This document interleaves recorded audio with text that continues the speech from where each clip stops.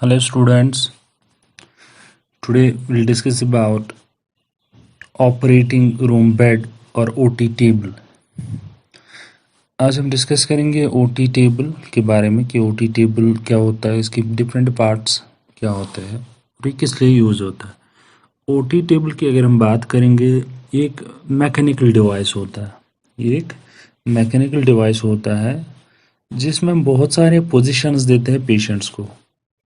इस पे हम पेशेंट्स को बहुत सारे पोजीशंस देते हैं डिफरेंट सर्जिकल प्रोसीजर्स के लिए, जो कि बहुत सारे सर्जिकल प्रोसीजर्स हम ओटी के अंदर करते हैं, वो हम पेशेंट को हम इसी ओटी टेबल के ऊपर रखते हैं। लाइक ऑर्थोपेडिक सर्जरीज करनी होगी, यूरोलॉजिकल, गायनोकोलॉजिकल या और कोई प्रोसीजर करना होगा, तो उसके लिए हम पेशेंट को जो पोजीशन देते हैं, सर्जिकल पोजीशन, वो हम ओटी टेबल के ऊपर देते हैं। तो ओटी टेबल्स जो होता है, कुछ ओटी टेबल्स इलेक्ट्रिकली कंट्रोल्ड होता है, जो कि रिमोट कंट्रोल या रिमोट हैंड कंट्रोल या फुट कंट्रोल स्विच से हम ऑपरेट करते हैं। ओल्डर ओटी टेबल्स जो होते हैं, जो कि पुराने ओटी टेबल्स होते हैं, वो मैनुअली कंट्रोल्ड होते हैं, जिनमें हम क्रैंक्स यूज़ करते हैं। तो ओटी टेबल, बहुत सारे ओटी टेबल्स जो होते हैं उनके ऊपर एक रेक्टेंगुलर मेटल टॉप होता है, जिसका अप्रॉक्सीमेटली मेजरमेंट होता है 79 to 89 इंचेस। इसकी जो लेंथ होती है वो होती है 79 to 89 इंचेस, और उसकी वाइड विड्थ कितनी होती है उसकी 20 to 24 इंचेस, 20 to 24 इंचेस। और ये जो मेटल टॉप होता है, ये किसी इलेक्ट्रिक या हाइड्रोलिक लिफ्ट बेस के ऊपर होता है। मेटल टॉप जो होता है, रेक्टेंगुलर मेटल टॉप, ये इलेक्ट्रिक या हाइड्रोलिक लिफ्ट बेस के ऊपर होता है। तो ओटी टेबल की जो सरफेसेस होती है, वो मेनली हम 3 या ज़्यादा हिंज्ड सेक्शंस में डिवाइड करते हैं। वो 3 से ज़्यादा सेक्शंस में डिवाइड होते हैं, हिंज्ड सेक्शंस। तो जिसमें एक हेड सेक्शन होता है, बॉडी सेक्शन और leg section. Head section, body section and leg section, जो कि मेन 3 सेक्शंस होते हैं ओटी टेबल के। तो इन जॉइंट्स जो होता है, ओटी टेबल के जो जॉइंट्स होते हैं, जो कि इन सेक्शंस को एक दूसरे के साथ मिलाते हैं, उनको हम ब्रेक्स कहते हैं। ओटी टेबल के जो जॉइंट्स होते हैं उनको हम कहते हैं ब्रेक्स। और हर कोई हिंज्ड सेक्शन, हर कोई सेक्शन ओटी टेबल का हम एक्सटेंड भी कर सकते हैं, फ्लेक्स भी कर सकते हैं, उनको हम मैनिपुलेट कर सकते हैं, डिफरेंट पोजीशंस के लिए मैनिपुलेट कर सकते हैं। और उसको हम कहते हैं, जब भी हम इन हिंज्ड सेक्शंस को चाहे फ्लेक्स करेंगे, एक्सटेंड करेंगे, तो उसको हम कहते हैं breaking the operating room table या OT table. Breaking the OT table, जब भी हम इन हिंज्ड सेक्शंस को मैनिपुलेट करेंगे, चाहे फ्लेक्स करेंगे, एक्सटेंड करेंगे, तो उसको हम कहते हैं ब्रेकिंग द ओटी टेबल। कुछ ओटी टेबल्स में क्या होता है, ओटी टेबल्स में होता है एक मेटल बॉडी एलिवेटर प्लेट, एक प्लेट जैसा होता है, जिसको हम कहते हैं किडनी ब्रिज भी कहते हैं, जिसको कहते हैं किडनी ब्रिज। अगर हम हेड सेक्शन की बात करेंगे, हेड सेक्शन जो होता है, सबसे पहले हेड सेक्शन की बात करेंगे। हेड सेक्शन रिमूवेबल होता है, और फुट सेक्शन वो भी रिमूवेबल होता है, जिसको हम बाहर निकालेंगे, रिमूव कर सकते हैं। हेड सेक्शन अगर हम रिमूव करेंगे, तो उस वहाँ पे हम एक स्पेशल हेड रेस्ट इंसर्ट करते हैं, जो कि क्रेनियल प्रोसीजर्स के लिए हम यूज़ करते हैं, जब हम हेड सेक्शन ओटी टेबल का रिमूव करेंगे, वहाँ पे हम एक स्पेशल हेड रेस्ट इंसर्ट करते हैं, जो हम क्रेनियल प्रोसीजर्स के लिए यूज़ करते हैं। अब ये जो ओटी टेबल होता है, इसके ऊपर एक मैट्रेस भी होता है, जिसकी थिकनेस एटलीस्ट 3 इंचेस होती है, जो कि पूरे ओटी टेबल की सरफेस जो होता है उसको कवर करता है। ओटी टेबल की पूरी सरफेस जो होती है उसको कवर करता है। ओटी टेबल को हम डिफरेंट ओटी टेबल पे हम डिफरेंट पोजीशंस देंगे, तो इसमें कुछ फंक्शंस होनी चाहिए। ओटी टेबल जो है उसमें कुछ फंक्शंस होनी चाहिए, जैसे कि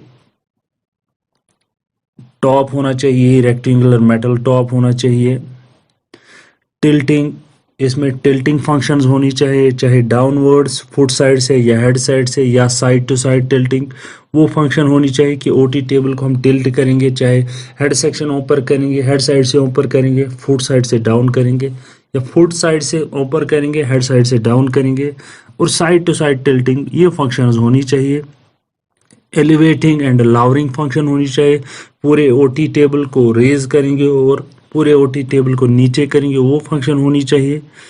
ब्रेकिंग फैसिलिटी होनी चाहिए, वो फंक्शन ब्रेकिंग द, जो मैंने बोला ब्रेकिंग द ओटी टेबल, वो फंक्शन होनी चाहिए। इसमें क्या होना चाहिए, रिमूवेबल हेड एंड या फुट एंड होना चाहिए, ताकि अगर हम हेड एंड रिमूव करेंगे वहाँ पे हम स्पेशल हेड रेस्ट्स यूज़ करेंगे जो कि हम क्रेनियल प्रोसीजर्स के लिए यूज़ करते हैं। या फुट सेक्शन रिमूव होना चाहिए इसमें, ताकि जैसे कि हम लिथोटमी पोजीशन में करते हैं, पेरिनियल सर्जरीज के लिए यूज़ करते हैं, तो वो फंक्शन इसमें होना चाहिए। तो ओटी टेबल की अगर हम बात करेंगे, इसमें कौन कौन सी एसेसरीज होनी चाहिए, कौन कौन से एसेसरीज ओटी टेबल के होते हैं। सबसे पहले जो कि मैंने पहले ही बोला, रबर मैट्रेस, एक मैट्रेस जो होता है जो कि हम ओटी टेबल के ऊपर मेटल सरफेस के ऊपर रखते हैं, चाहे वो बॉडी सेक्शन होगा, हेड सेक्शन या लेग सेक्शन होता है, तीनों के ऊपर हम एक मैट्रेस डालते हैं। मैट्रेस से क्या होता है, ये मैट्रेस जो है ये नॉन स्लिपरी होना चाहिए। दूसरी एसेसरी जो है वो सेफ्टी बेल्ट, या जिसको हम कहते हैं थाई स्ट्रैप, जो कि हम यूज़ करते हैं ज्यूरिंग सर्जिकल प्रोसीजर्स। पेशेंट के लेग्स के ऊपर, थाइज के ऊपर हम एक स्ट्रैप लगाते हैं, एबो नीज, जो कि हम एबो नीज के ऊपर बंद करते हैं, फिक्स करते हैं ओटी टेबल के साइड से जो होता है। तो थाई स्ट्रैप्स या सेफ्टी बेल्ट जो होता है, ताकि पेशेंट नीचे ना गिर जाए, ये हम सर्जिकल प्रोसीजर्स के दौरान यूज़ करते हैं। तो कुछ प्रोसीजर्स में हम यूज़ नहीं करते, कुछ पोजीशंस में ये सेफ्टी बेल्ट हम यूज़ नहीं करते। इसके अलावा एनेस्थीसिया स्क्रीन, एनेस्थेटिक स्क्रीन जिसको हम कहते हैं, एनेस्थीसिया स्क्रीन एक मेटल फ्रेम होता है जो कि सेपरेट करता है ऑपरेटिंग फील्ड को एनेस्थीसिया फील्ड से। एनेस्थीसिया फील्ड, एनेस्थेटिक फील्ड जो होता है और ऑपरेटिंग फील्ड जो होता है, उन दोनों को सेपरेट करता है एक मेटल फ्रेम हम यूज़ करते हैं, जिसकी बेस जो होती है वो कहाँ पे होती है, ओटी टेबल के मैट्रेस जो होता है उसके नीचे होती है, और उसका टॉप ऊपर से होता है। उसके ऊपर हम एक स्टेराइल ड्रेप जो होता है वो लगाते हैं। तो उससे क्या होता है, स्क्रब पर्सन जो होता है वही उसके ऊपर लगाता है वो, विदाउट टचिंग इट। तो उससे क्या होता है, एनेस्थेटिक फील्ड जो होता है वो अलग रहता है, और स्टेराइल सर्जिकल फील्ड जो होता है वो अलग रहता है। उन दोनों को आइसोलेट करता है, अलग अलग करता है। इसके अलावा किडनी ब्रिज होता है। किडनी ब्रिज क्या होता है, वेस्ट लेवल पे मैट्रेस के नीचे एक मेटल एलिवेटर प्लेट होता है, जिसको जब हम एलिवेट करते हैं उसको हम रेज कर सकते हैं अबाउट 14 सेंटीमीटर्स। तो उससे क्या होता है, किडनीज जो होती है, दोनों साइड्स की जो किडनीज होती है, चाहे वो राइट साइड की होगी या लेफ्ट साइड की होगी, वो एक्सपोज होती है, वो एक्सपोज होती है। तो उसके लिए किडनी प्रोसीजर्स के लिए हम यूज़ करते हैं, ताकि वो सेक्शन जो होगा, किडनी सेक्शन, किडनी एरिया, उसको वो एक्सपोज करता है, एलिवेट करता है। इसके अलावा आर्म रेस्ट्स होता है, इसके जो एसेसरीज होते हैं, आर्म बोर्ड। आर्म बोर्ड हम इसलिए यूज़ करते हैं ताकि हम क्या करेंगे, उस पे हम आर्म्स को सपोर्ट करते हैं, आईवी ड्रिप के लिए होंगे, जिसके थ्रू हम पेशेंट को इन्फ्यूज़ करते हैं फ्लूइड्स। तो या तो उसके लिए यूज़ करेंगे आईवी फ्लूइड, या बीपी मेजरमेंट करना होगा तो उसके लिए बीपी रिकॉर्डिंग, तो उसके लिए हम क्या करते हैं, आर्म बोर्ड जो होता है, आर्म रेस्ट जो होता है वो यूज़ करते हैं।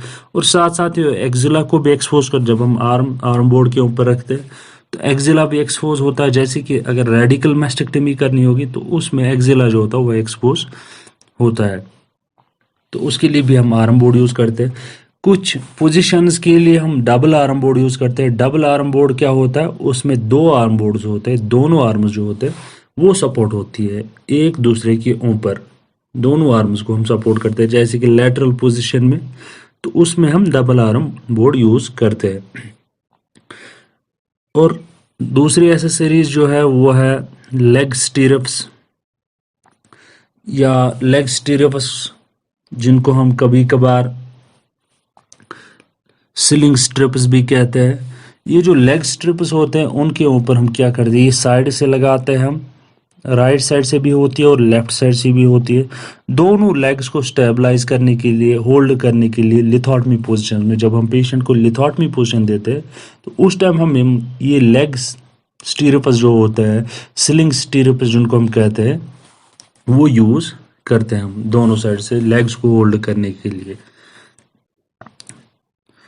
तो ये जो सैंड बैग्स होते हैं ओटी टेबल के साथ, अगर कभी कभार जिसके लिए हम कहते हैं थायराइड एलिवेटर भी, अगर थायराइड एलिवेट करना होगा तो उसके लिए हम एक ब्रिज जैसा इंसर्ट करते हैं, ताकि हम शोल्डर जो होता है या थायराइड एरिया जो होता है उसको हाइपर एक्सटेंड करेंगे, तो उसके लिए हम यूज़ करते हैं सैंड बैग्स। उसके लिए हम टॉवल्स भी यूज़ करते हैं, रोल करके टॉवल्स हम यूज़ कर सकते हैं। तो ये कुछ मेन पिल्लोज साथ होते हैं क्वेश्चनिंग इफेक्ट के लिए, बॉडी या लिम्स को, तो उसके लिए पिल्लोज होते हैं। ये कुछ मेन एसेसरीज होते हैं ओटी टेबल की।